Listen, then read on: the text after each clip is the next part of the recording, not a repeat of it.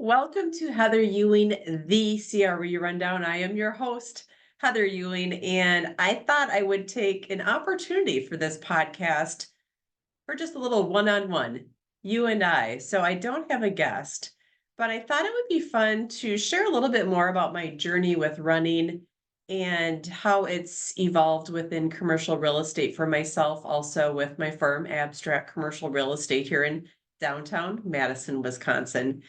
So as I think back, it really started in 2015, the meat of it, but I'm going to take you further back yet. So in my late 20s, I think I was 28, I ran my first marathon with well, she was a friend at the time who's now my sister-in-law and a friend. And I thought if Oprah can do it, why not myself?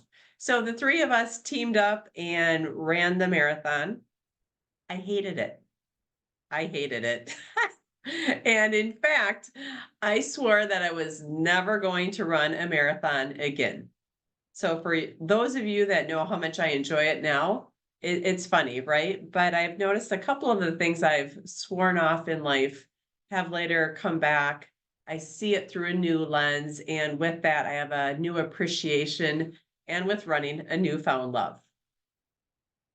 So fast forward, I was involved with various exercise from hot yoga, kickboxing, which led me into karate for many years, competing on a national circuit on that, winning different 5-foot trophies and forms and fighting, all the different things. So if you don't know me very well, it would probably take you by surprise that I really did love all of that.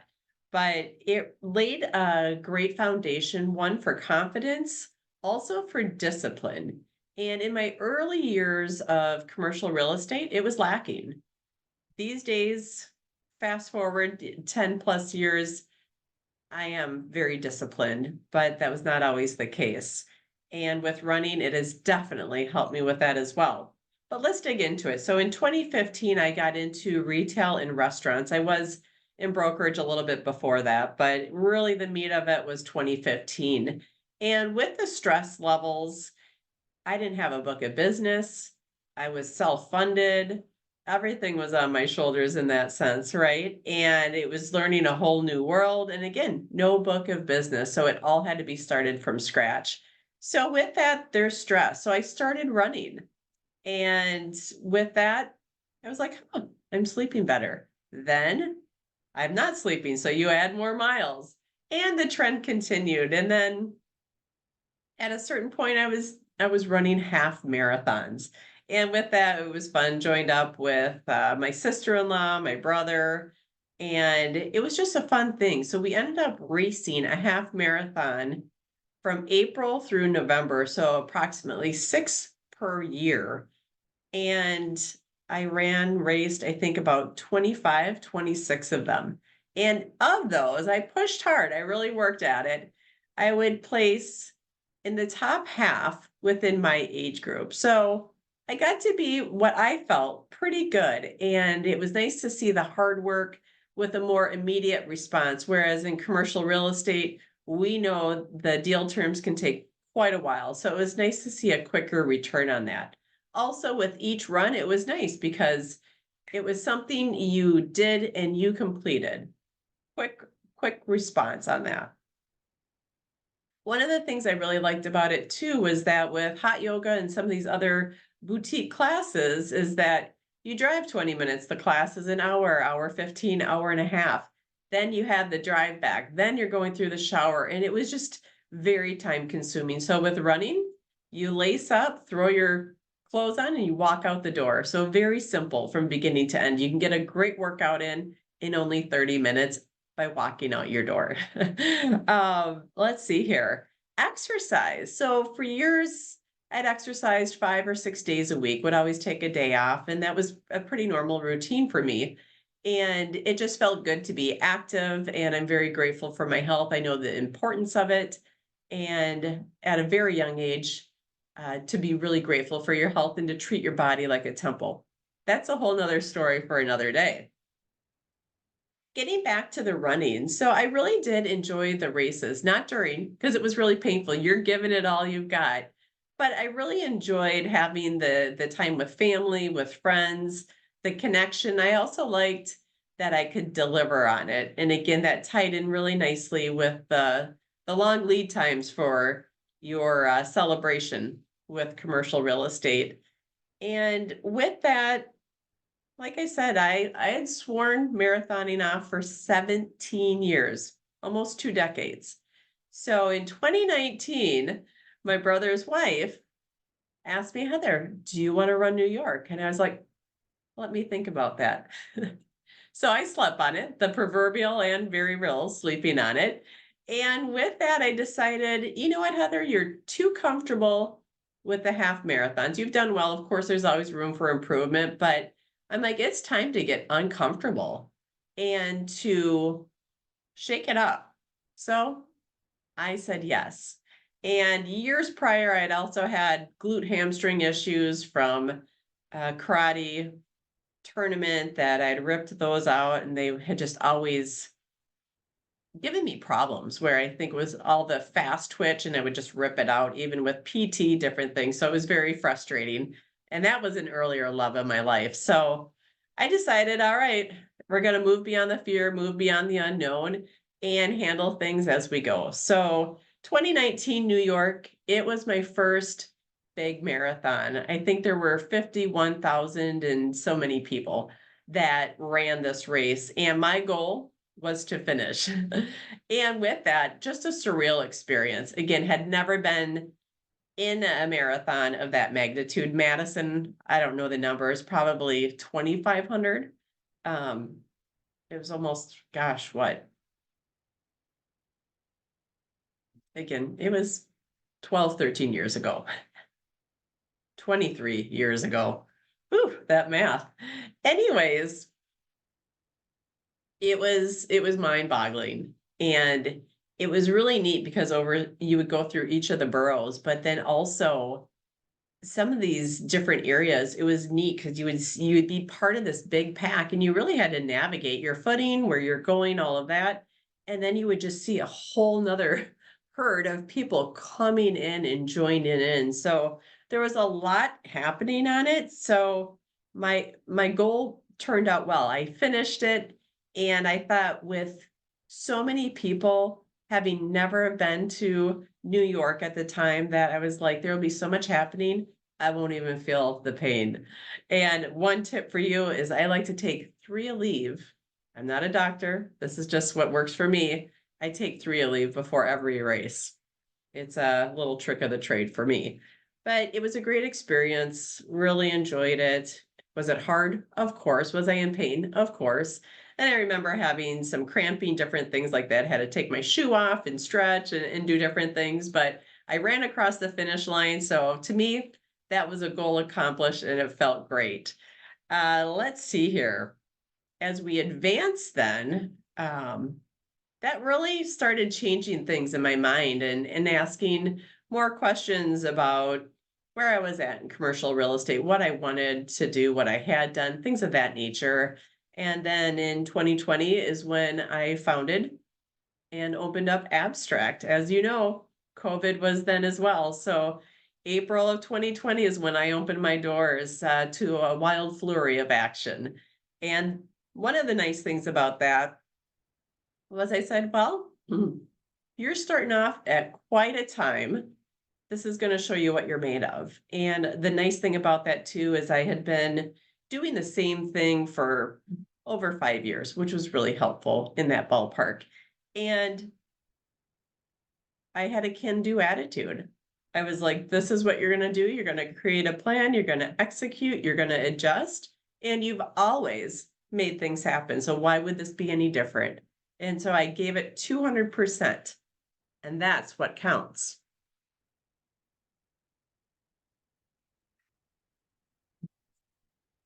So with that, kind of like with marathoning, it's worked out really well between marathons and commercial real estate, especially operating my own firm, that since that, if you want to say a second first, in 2019, I've also ran Berlin, London, Paris, Chicago, and Boston.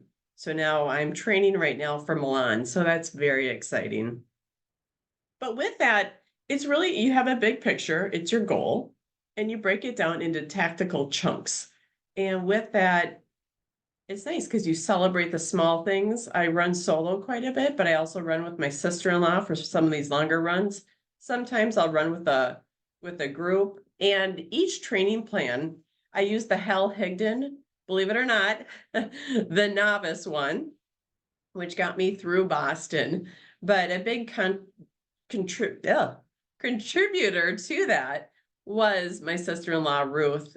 She was really my pace car, if you want to say, in a lot of those different training runs. And it was also her belief in me, along with my good friend Petra Killian, that they believed in me, because I remember thinking of like, I don't think I'm cut out for it, but they believed otherwise. And that's really the power of someone believing in you.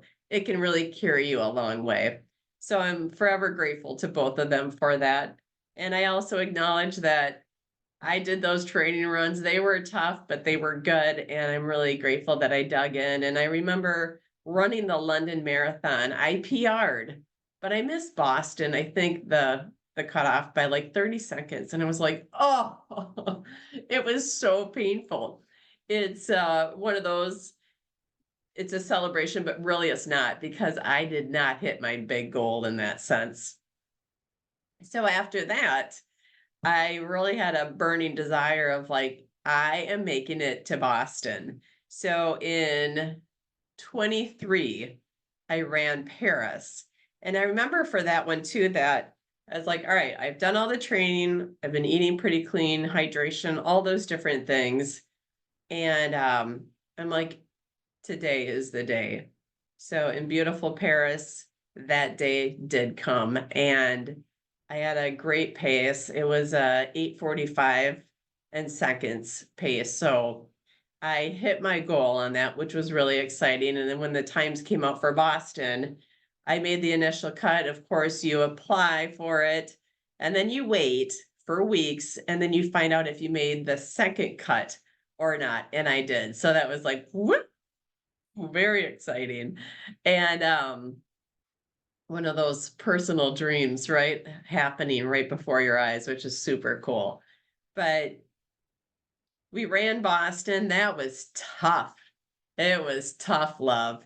And I had looked at the elevation, and it was one of those, I knew about the hills at the end. So in my training, I had trained that way, but I am not the person that dissects elevation. But there was a lot more elevation than I was anticipating through the beginning. So it was kind of interesting. Also, you always hear about the downhills really chewing up your quads. It's true. But it was really neat because I had never ran in a marathon of that caliber where everyone has to have a certain time requirement.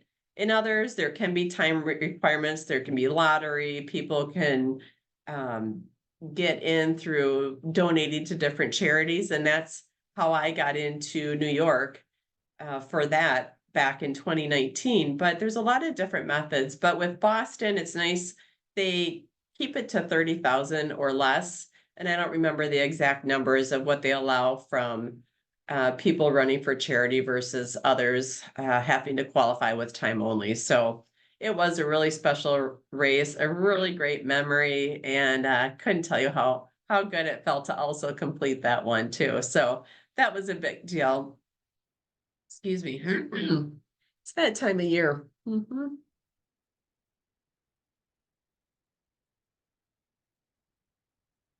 So with that, that brings us to the present of Milan.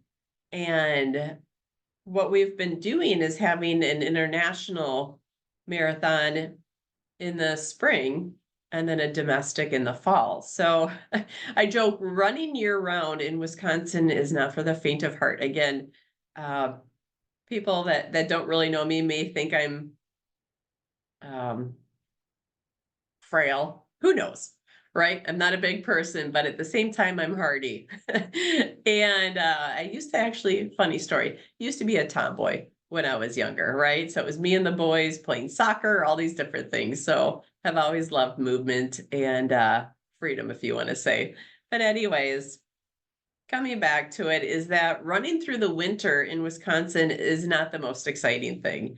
If I had to take cold over really hot temps, I would take the cold, I think. I have a new low temp that I've been able to run in that is 0 degrees here in Wisconsin. But ideal race weather for me, 40, low 40s is ideal. And the nice thing though about it, kind of like commercial real estate, is that you adjust and you learn what tools do I need? What clothing, what gear? Is there anything that I have to put in my water so it doesn't freeze? Luckily, that hasn't happened unless you don't get your lid as tight as you need to, then it freezes onto your jacket or other places. Also, making sure that you have the hydration for days prior, that you're eating real carbs, that you're eating your protein, your greens. I am not vegan, I'm not vegetarian. To each person their own, whatever works for you. I am a protein lover, and that works really well for myself. But it's also, some of the different things too of I love chewing gum when I run. I have for years. I have only swallowed it, I think, 2 or 3 times for all the thousands of miles, all of the marathons. And it's just something that I do, and I really enjoy it. Can I run without it? Yes, but it's not the same experience. So having the right hydration, the right gear, you start to learn which windbreakers, you have some thinner ones when there's just minimal wind, others it goes up and they provide greater coverage from the wind and elements, but you learn what works. Neck coverings. I actually wear a ski mask and I love it because you can change the forehead through the side, throat, everything. So long story short, maybe I'll do a gear check for you guys on another podcast if you want. With that, what I really love about marathon training is being out in nature. We're indoors so frequently. We're in meetings, we're in networkings, we're touring sites, we're in these different kitchens, working with contractors for build outs. Maybe we're out on land parcels at different times for new development or different things of that nature. But I really do love my time outdoors in nature. To me, it's that place of connection, of peace. And that's where I do solve a lot of the different questions I have, the different real estate. Maybe I'm having a problem in a transaction, or it feels like there's an impasse of getting that creative idea of what can be done or guidance for next steps, things of that nature. So I really do love the outdoors, and it's also really pretty seeing the transition of the weather, the different colors, and looking at the trees and when the flowers are coming up, the lake, especially when it's not frozen, and of course animals, and it's just that connection to life, right? So that's something I really enjoy, and also the human performance. I love that. And again, I'll share this on another one, but just I was in a really bad car accident when I was younger. So I really have a great appreciation that I have the ability to walk, to run, to see, and all of these different things. So human performance, I love to know what I'm made of.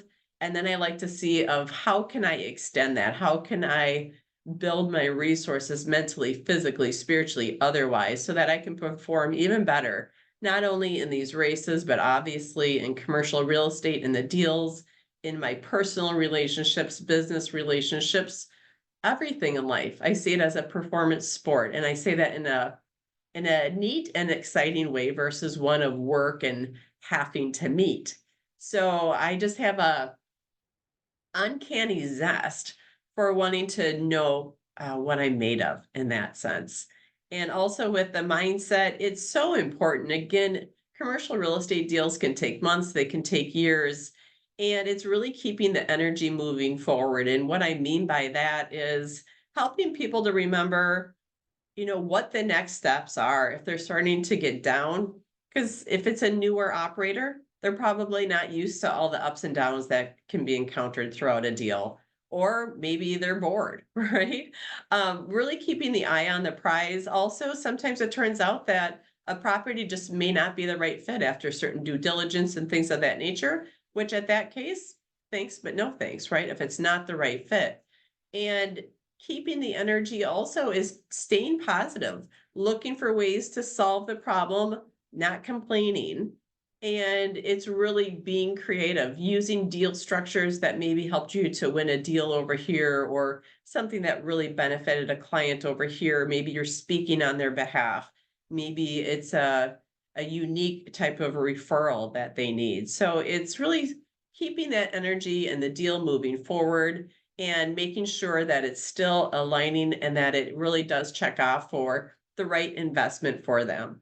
So commercial real estate, like so many things, is a long-term relationship. It's a long-term focus that you want to do the right thing for the person here and now that will continue them on that right path for future work together. Also, marathon running, it really does help in breaking things down.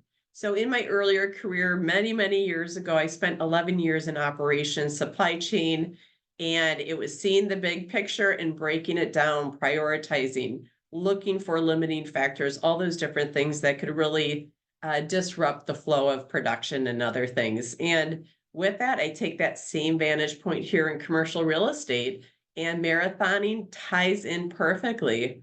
See the big vision, break it down tactically, look ahead. What are you going to encounter? And when I'm in a marathon, maybe even a long training run or a race, you're checking in your internal body's system of how is it feeling. And as time goes, you are able to discern better of, is it a weak mind or is it a weak body? Where are you feeling it? Is your hydration off? Is it that you need more calories? So it's all these different factors put into one. But I love that marathoning has really helped me to see the big picture, break it down, and tactically address as you go. And it's also understanding how much you have within, and so that you don't consume all of your energy too soon. And that applies to the deals too, right? So much of life, I think, running or with commercial real estate is having your finger on the pulse and understanding where people are at. How are they feeling? What are their fears? What are their concerns? You have all those things in marathons too. So it's checking in and addressing and taking care of things sooner rather than later. It's when things fester that things can get out of control. For example, let's say you have a nagging calf or you have some part of your body that keeps talking to you. You can't just ignore it. We've all done it, and I think runners are notorious for it.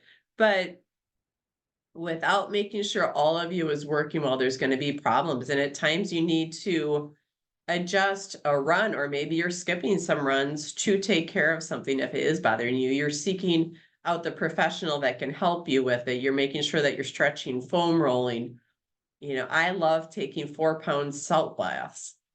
They're great, right? It's nice for loosening up muscles. I like to push on some of the different trigger points, work things out. I also have Normatec legs that I got last summer. Those are great too. And so finding different modalities. I am a big fan of red light laser therapy. I've been doing that for years, and I've got another story on that one of why I love it so much. But it takes work to be able to run. And it's one of those, again, I'm 50, so I'm no longer 20s, 30s, 40s, right? And so you'll notice different shifts and changes, but I think so much of the aging process or maturing is really how you care for yourself, your mind, body, spirit. And I always say your relationships and support systems factor into that, along with your career. Are you doing something that fuels you, or is it constant work and drudgery? If you're in that latter, get a new career. If you want to get into commercial real estate, talk to me. I'm happy to share the pluses and the minuses and answer any questions that you might have. And of course, big advocate of movement. I have found running works really well for me. I like it from the time attributes. When I do travel on business trips, it's easy to pack my tennies and whatever else I need and run from there as well. So running can be a great companion. I suggest people lace up, do whatever feels right for you. If you want more of these running marathon training chats, whatever you want to know in these realms. I would love to hear from you. So please drop it in the comments below. And thank you for joining me on Heather Ewing, the CRE Rundown, this heart to heart moment that we're able to share here.